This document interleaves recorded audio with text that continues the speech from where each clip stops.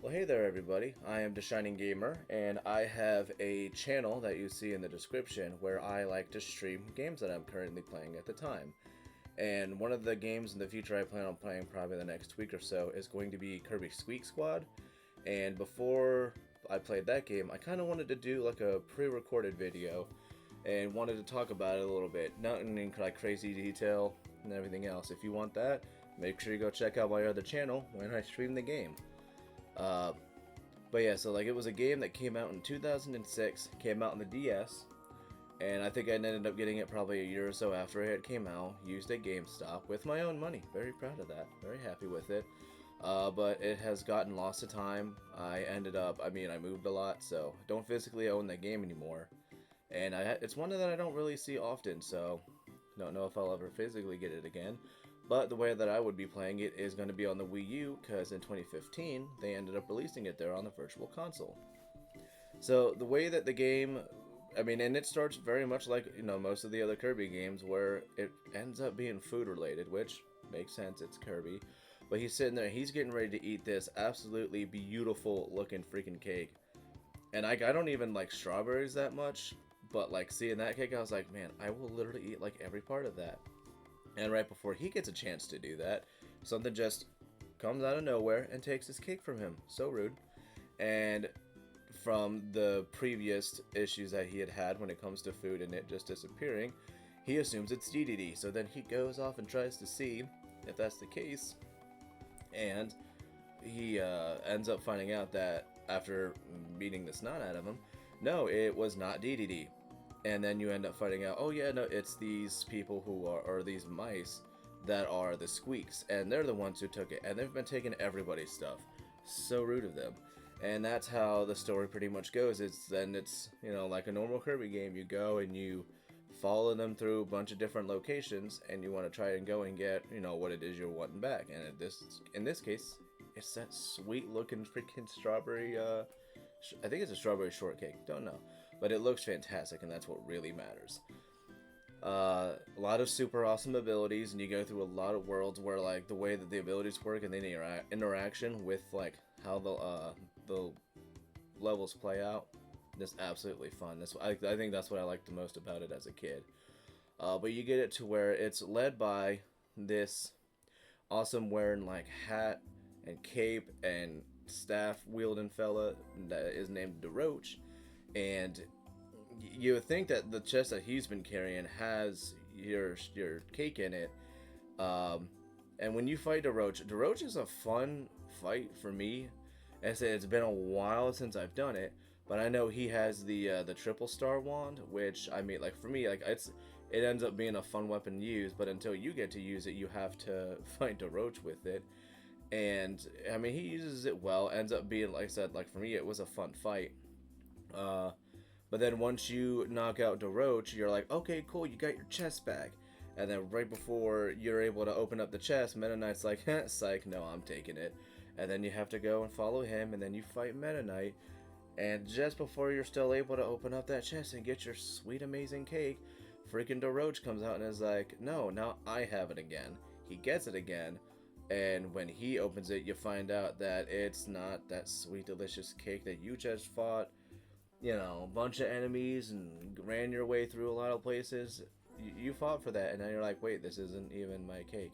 And instead, it ends up being this thing called Dark Nebula, which then possesses DeRoach, and then you gotta fight DeRoach again, but like with the Dark Nebula.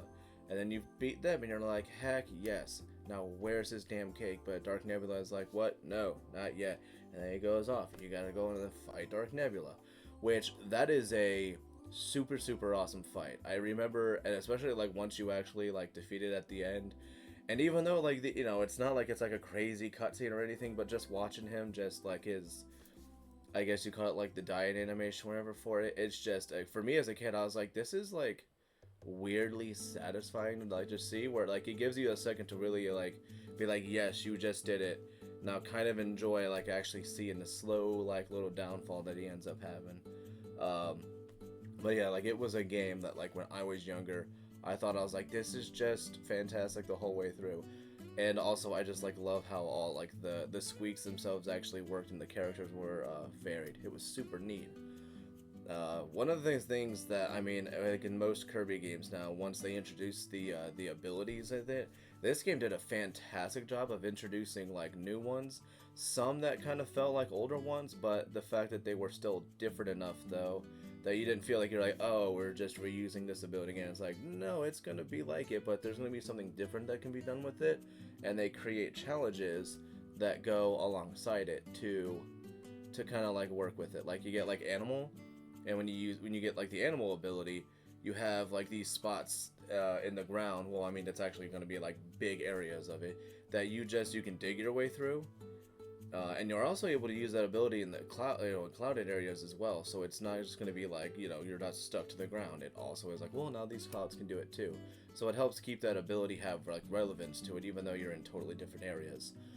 You get like the thing that like I liked the most as a kid, other than an ability I'll talk about in a second, is the fact that like swords, when it comes to being able to like mix abilities up, or if you get like two enemies that are nearby, that once you get a scroll for it, which is something I'll talk about in a second as well.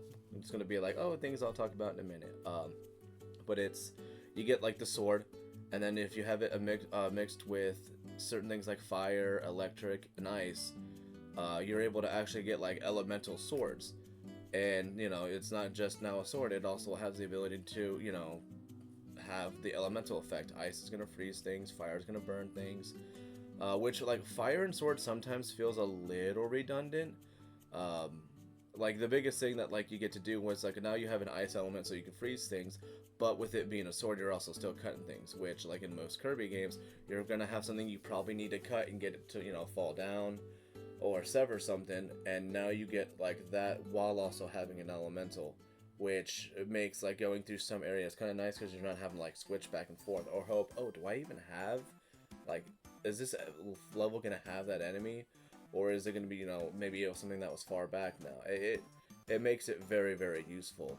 Metal is one of those abilities where you're like, this just feels like the old rock ability, but unlike the rock, in metal you're able to form into a ball, and they have like spots in that where you're like, I don't understand what like the being the ball is gonna do, but they have spots designed for it where like being the ball, and then you just roll down and you go through areas significantly faster than if you were running. But they also have it to where it's like it has like benefits to like compared to the wheel, where the wheel you still have to really control it, whereas the metal you just have to make sure you like time your B presses right so you're able to do things the right way. Or depending on what it is you do, you have to maybe even like get rid of your ability so you have the mobility of like regular Kirby after having traversed being a metal ball. And they actually gave, because I think sleep was like an ability that was in older games as well, but like in this one, sleep actually has the ability to heal you, but there's this thing that the game introduced, and I don't know if they really used it much afterwards, where you get scrolls that teach you things about the abilities. Even though you may already know about it when you play the game, unless you have the scroll, you won't actually have access to it. One that kind of like mixes with the elemental things as well is like Tornado. Tornado, if you get the scroll, if you go over elements, the tornado will it'll pick up on that element. So like if you have it like Tornado and you're going, and then it's like, okay, well there's a fire area here. Well, now you go over the fire area where now the tornado gets bigger and now it's got a fire element to it. And I think that it works the same way with ice and electric. Electric, I think, like aesthetically just looks super pleasing with the colors and how it like it just works. It's just perfect. You get like that, and then bombs end up being the same way, except I mean, bomb is already fire, so it's not like you can have like a fire element bomb, but you can have it to where it has ice element and an electric element to it. I don't think it's as versatile as the sword is, but still conceptually pretty nice. Now, I can remember as a kid, I always liked to make sure that I had like the elemental swords, and then try to have like the elemental bombs. Like that was always like my big thing that I used to do. And there's this thing that they introduce also with the ability is that you get triple star, And triple star is what you get after you beat the game, and you know, Doroch and everything else. And I believe you have to 100% it. Don't quote me. We'll find out when we actually play it on stream. Um, but it's there's something that's kind of different about it. It's like, so there's abilities that you're able to hold, kind of like in New Super Mario Bros. On the DS, where you have like one item that you're able to have at the bottom. This game has it to where you have bubbles that are gonna just kind of be like, sometimes like floating on a pedestal, that you can collect it and it'll just go down to the second screen, and you have, I think it's 6 slots, I believe it is, and you can hold bubbles. And you have like that whole scroll thing where you get like elemental swords or bombs. Well, when you have like those bubbles, you can mix them and you can just bam, you can make it on the spot, so you have a fire sword ready to go. And they actually introduced an ability in this game so where you can just generate your own bubbles, doing that with enemies. And you can, if they have an ability, it'll make an ability bubble. You know, it's gonna have, you know, fire, cutter, whatever else, animal. And then you have other ones where if it's an enemy that does not have a power up, I believe those just become stars, which then you can like have those in there as well, and they can stack up to 3, I believe. After that, you're just kind of, you're not doing much with it. And if you were to select that, even if you have an ability or not, he has it to where, you know, he has it like ready to go, where it's like, you know, in his mouth, whatever, and then you can shoot it out like you would, like, you know, like a regular enemy, or, you know, multiple enemies, and shoot them back out. I think it's kind of neat, just for like if you have a moment where you're like, I need just like a lot of power for a quick second, and you can just do it that way.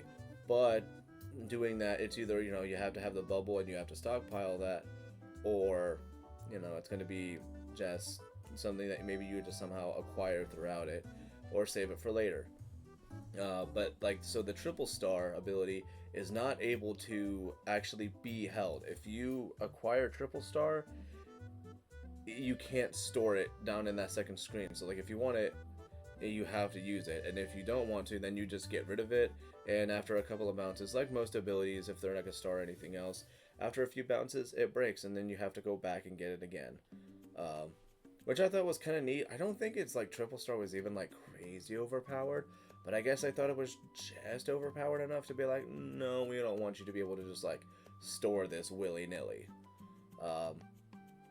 And this also was like one of those where like UFO still kind of comes back. I think UFO is one of those abilities where there's not like they're not in every game, and they always end up being kind of hard to get.